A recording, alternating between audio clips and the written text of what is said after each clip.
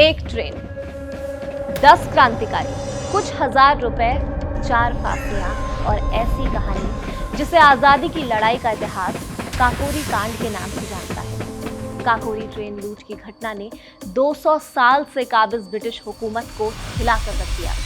मुट्ठी भर नौजवानों की दिलेरी, जज्बातों और बलिदान ने पूरे देश में भूचाल ला दिया था। काकोरी ट्रेन लूट के 10 किरदार आजादी की लड़ाई की मशाल की वो लौ बढ़ा गए जिसने 15 अगस्त 1947 की आजादी की राह और नियति तय कर दी थी। राम प्रसाद बिस्मिल, अशफाक उल्लाह खां, चंद्रशेखर आजाद, ठाकुर रोशन सिंह, राजेंद्र लाहिड़ी, ये भारत के 10 रत्न थे जो जिंदगी की कीमत देकर भारत की आजादी लेने चले थे। तारीख थी 9 अगस्त 1925। उत्तर प्रदेश की राजधानी लखनऊ से कुछ किलोमीटर दूर एक छोटा सा इलाका काकोरी। शाम ढल रही थी। एक पैसेंजर ट्रेन तेजी से लखनऊ की तरफ बढ़ रही थी। डिब्बों में आम यात्री बैठे थे। किसी को अपने घर पहुंचने की जल्दी थी। कोई खिड़की से बाहर देख रहा था तो कोई शायद नींद की तैयारी कर रहा होगा। किसी को अंदाजा भी नहीं था कि अगले कुछ मिनटों में इसी ट्रेन में कुछ बड़ा होने वाला है। रेल की पटरियों की आवाज के बीच कुछ लोगों के दिल की धड़कन काकोरी के इंतजार में तेज थी, क्योंकि उनकी आंखों में आजाद भारत का सपना टहल रहा था और वो एक खास मकसद से ट्रेन में सवार हुए थे। अचानक ट्रेन की चेन खींचती जाती है। पहियों की रफ्तार पर तेजी से ब्रेक लगता है। ट्रेन रुक जाती है। कुछ नौजवान हाथों में हथियार लहराते हुए तेजी से नीचे उतरते हैं। वो यात्रियों से कहते हैं कि सब शांत रहें, कोई घबराए नहीं, वो किसी को लूटने नहीं जा रहे हैं। और इसके बाद 10 लोग किसी भी यात्री के पैसे, जेवर या सामान को हाथ तक नहीं लगाते। उनका निशाना सिर्फ एक होता है, अंग्रेजी सरकार का खजाना। कुछ ही देर में ट्रेन से सरकारी खजाने की पेटियां नीचे उतारी जाती हैं। करीब 4600 रुपए की सरकारी रकम लेकर ये नौजवान अंधेरे में गायब हो जाते हैं। रकम सुनकर आज शायद आपको ये घटना बहुत बड़ी ना लगे, लेकिन असली कहानी उन 4600 रुपयों की नहीं थी। असली कहानी थी उस चुनौती की जो मुट्ठी भर हिंदुस्तानी नौजवानों ने दुनिया के सबसे ताकतवर साम्राज्यों में से एक को दी थी। अंग्रेजों को एहसास हो गया था कि ये सिर्फ ट्रेन लूटने वाले लोग नहीं हैं, ये ब्रिटिश राज को उखाड़ फेंकना चाहते हैं। और यहीं से शुरू होती है काकोरी कांड की कहानी। इस कांड की भूमिका कैसे तय हुई, कैसे काकोरी की योजना बनी, पहले वो जान लेते हैं। साल 1925 आते आते उत्तर भारत के कई क्रांतिकारी एक साथ आने लगे थे और 1924 में एक संगठन सामने आया था, हिंदुस्तान रिपब्लिकन एसोसिएशन यानी कि HRA। हिंदुस्तान रिपब्लिकन एसोसिएशन यानी HRA की स्थापना अक्टूबर 1924 में कानपुर में राम प्रसाद बिस्मिल, सचिंद्र नाथ सान्याल और योगेश चंद्र चैटर्जी ने की थी। राम प्रसाद बिस्मिल के करीबी अशफाक उल्लाह खां, सचिंद्र नाथ बख्शी और योगेश चंद्र चैटर्जी जैसे क्रांतिकारियों का मकसद ब्रिटिश शासन को देश से उखाड़ फेंकना था। जनवरी 1925 में इसके क्रांतिकारी विचारों को एक घोषणा पत्र के जरिए भी सामने रखा गया था। लेकिन क्रांति केवल नारों से नहीं चलती है, इसके लिए संगठन चाहिए, साथी चाहिए, ठिकाने चाहिए, प्रचार के लिए साहित्य चाहिए और सबसे बड़ी जरूरत थी पैसे। हिंदुस्तान रिपब्लिकन एसोसिएशन के सामने यही सबसे बड़ी समस्या थी। माली हालत खराब हो चुकी थी, कर्ज बढ़ा जा रहा था, वहीं हथियार खरीदने के लिए भी पैसे नहीं थे। ऐसे में राम प्रसाद बिस्मिल ने भारतीयों से जबरन वसूले गए पैसों के अंग्रेजी खजाने को लूटने की योजना बनाई। राम प्रसाद बिस्मिल उस दौर के सबसे प्रभावशाली क्रांतिकारियों में से एक थे। वो सिर्फ हथियार उठाने वाले व्यक्ति नहीं थे, वो संगठनकर्ता थे, लेखक थे, कवि थे और युवाओं को प्रभावित करने की जबरदस्त क्षमता रखते थे। शाहजहांपुर उनकी कर्तव्य भूमि थी। इसी शाहजहांपुर में उनके सबसे करीबी साथियों में से एक थे अशफाक उल्लाह खां, एक आर्य समाज से प्रभावित हिंदू क्रांतिकारी और दूसरा एक मुस्लिम परिवार से आने वाला नौजवान। लेकिन दोनों के बीच धर्म नहीं, आजादी का सपना खड़ा था। बिस्मिल और अशफाक की दोस्ती भारतीय स्वतंत्रता आंदोलन में हिंदू मुस्लिम एकता की सबसे प्रसिद्ध कहानियों में शुमार है। चूंकि अब संगठन को पैसे चाहिए थे और क्रांतिकारियों ने फैसला किया था कि वो आम भारतीयों की संपत्ति को निशाना बनाने के बजाय ब्रिटिश सरकार के खजाने को अपने कब्जे में लेंगे। ये योजना बनाई गई कि रेलवे के जरिए अलग अलग स्टेशनों से जमा सरकारी रकम लखनऊ के खजाने तक पहुंचाई जाती है।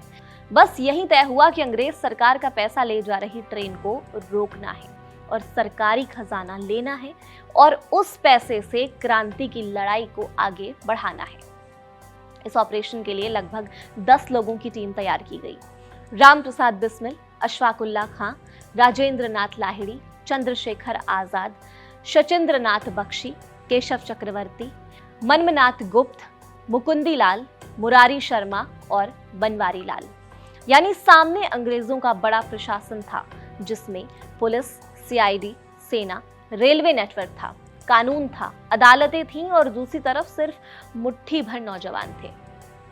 लेकिन उन्हें अपनी जान की चिंता से ज्यादा अपने लक्ष्य की चिंता थी।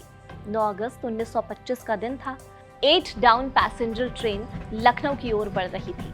ट्रेन में सरकारी खजाने की रकम भी थी। क्रांतिकारी अलग अलग तरीके से ट्रेन में सवार हुए ताकि किसी को भी शक ना हो। काकोरी के आसपास ट्रेन पहुंची और फिर जैसे ही इशारा मिला, चैन खींच दी गई। ब्रेक लगे, रेल के पहियों की आवाज पूरे इलाके में गूंजी। ट्रेन रुक चुकी थी। राजेंद्र नाथ लाहिड़ी की भूमिका ट्रेन रुकवाने में अहम मानी जाती है। इसके बाद बाकी क्रांतिकारी तेजी से अपनी तय जगहों पर पहुंच गए थे। गार्ड को काबू में किया, खजाने की पेटी को बाहर निकाला, उसे खोलने की कोशिश शुरू हुई और कुछ मिनटों तक रेलवे लाइन पर जबरदस्त तनाव बना रहा था। एक तरफ रुकी हुई ट्रेन, दूसरी तरफ हथियार बंद क्रांतिकारी और बीच में ब्रिटिश सरकार का खजाना। आखिर रकम निकाल ली गई, करीब 4,600 रुपए। लेकिन तभी एक बड़ी गलती हो गई। योजना का मकसद किसी निर्दोष यात्री को मारना नहीं था, लेकिन अफरा तफरी के बीच गोली चल गई। एक यात्री अहमद अली की मौत हो गई।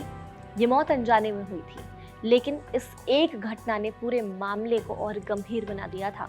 क्रांतिकारियों के लिए भी ये बड़ा झटका था, क्योंकि उनका उद्देश्य आम लोगों में डर पैदा करना बिल्कुल भी नहीं था। ये गोली मनमनाथ गुप्त की रिवॉल्वर से चल गई थी, जिसके बाद वो वहीं फूट फूट कर रोने लगे थे। लेकिन अब अंग्रेजों को वो बहाना भी मिल चुका था जिसकी उन्हें जरूरत थी। काकोरी की खबर ने देश भर में कोहराम मचा दिया था। तमाम अखबारों में सुर्खियां बन गई थी। जगह जगह काकोरी के वीरों की तारीफ होने लगी थी। युवाओं के हौसले को देश की जनता ने तहे दिल से सलाम किया था। राम प्रसाद बिस्मिल ने अपनी आत्मकथा में लिखा, भारत के अधिकतर अखबारों ने हमें देश का हीरो करार दिया। अगले कई हफ्तों में युवाओं में हमसे जुड़ने की होड़ लग गई। इस घटना को लोगों ने एक साधारण लूट की तरह नहीं लिया। इसको एक ऐसी घटना के तौर पर लिया गया जिसने भारत में आजादी की लड़ाई को एक बड़े कैनवास पर स्थापित कर दिया था। काकोरी लूट से बौखलाई ब्रिटिश सरकार अब भड़क उठी थी, क्योंकि सवाल ये नहीं था कि सरकारी पैसा लूट लिया गया, बल्कि बड़ा सवाल ये था कि अगर आज 10 नौजवान ट्रेन रोक सकते हैं तो कल ये क्या कर सकते हैं। डर के मारे अंग्रेजों ने इस डकैती को ब्रिटिश सत्ता के खिलाफ संगठित विद्रोह के तौर पर लिया और फिर शुरू हुए चप्पे चप्पे पर छापे और तलाशी अभियान। शाहजहांपुर, लखनऊ, बनारस, इलाहाबाद, कानपुर और दूसरे शहरों में क्रांतिकारियों की तलाश शुरू हो गई थी। घरों पर दबिश दी गई, घर खंगाले गए, पुराने नए सारे संपर्क देखे गए। पत्रों की जांच हुई, संगठन से जुड़ी लोगों पर नजर रखी गई। मौके पर छूटे सामान और दूसरे सुरागों को जोड़कर पुलिस धीरे धीरे एचआरए के नेटवर्क तक पहुंचने लगी थी। दरअसल काकोरी लूट के दौरान मची अफरा तफरी के दौरान एक चादर वहां छोड़ आए जिस पर शाहजहांपुर के धोबी का निशान था।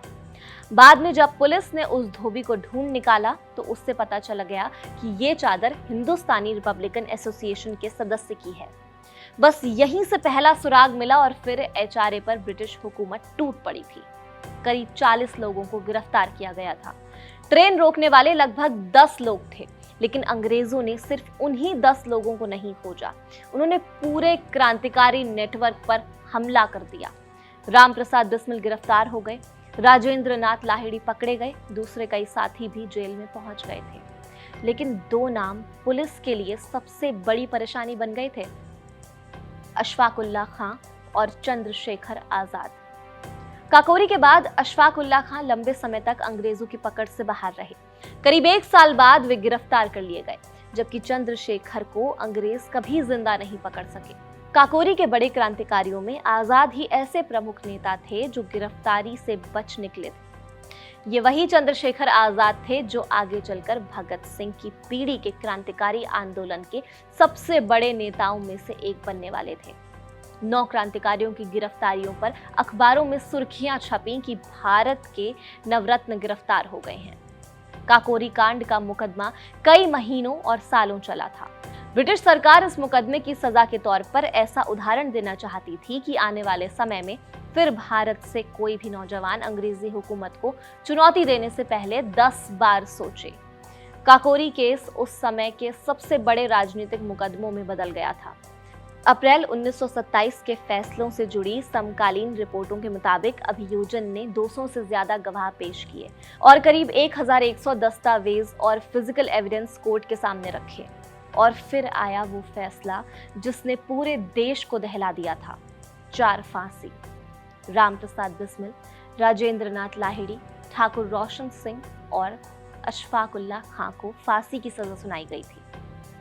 शचेंद्र नाथ बख्शी को आजीवन कारावास मिला। कई दूसरे क्रांतिकारियों को भी लंबी जेल की सजाएं दी गई थीं। 17 दिसंबर 1927 के दिन गोंडा जेल में राजेंद्र नाथ लाहिड़ी को फांसी दे दी गई थी। 19 दिसंबर 1927 की सुबह गोरखपुर जेल में राम प्रसाद बिस्मिल को फांसी दे दी गई, जबकि फैजाबाद जेल में अशफाक उल्लाह खां और इलाहाबाद के नैनी जेल में ठाकुर रोशन सिंह को फांसी दे दी गई थी। ब्रिटिश सरकार ने सोचा कि 4 लोगों को मार देने से शायद कहानी खत्म हो जाएगी, लेकिन कहानी वहां खत्म नहीं हुई और यहीं से और बड़ी हो गई। सरफरोशी की तमन्ना अब हमारे दिल में है।